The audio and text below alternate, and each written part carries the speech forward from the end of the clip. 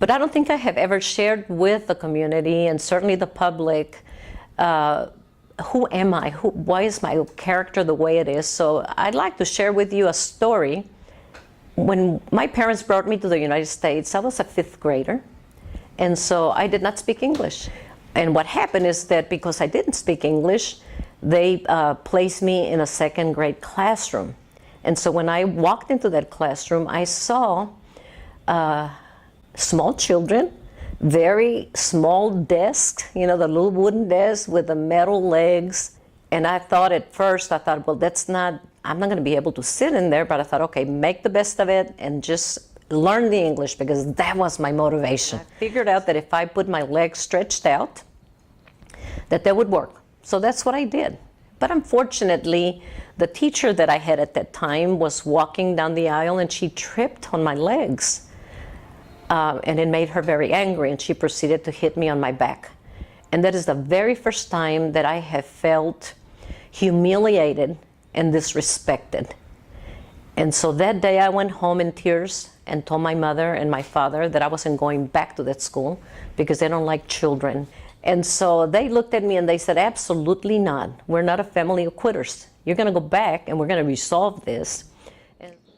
And they moved me quickly to another campus where we had children that were my age, my size, and certainly desks where I would feel comfortable and were appropriate and adequate.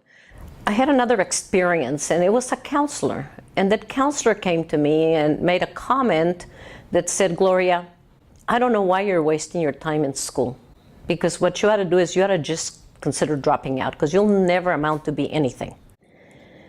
And it infuriated me to hear her say that, because I knew what my parents kept saying, the vision that they had for us. In my hearts of hearts, I resented her comment. I was angry with her for making that comment. But the way that I got back at her is that she propelled me. And every day that I tell myself that I can do something, I think of her. And it has actually, that comment that hurt me so much, I took that to be able to motivate me, to be able to graduate from high school, to be able to get an associate's degree from San Jacinto College, to be able to get a bachelor's with honors, high honors, graduating from the University of Houston, and then also a master's of science. And who would have known that that young girl that came in 2nd grade, that didn't speak English, would be an associate superintendent in a school district?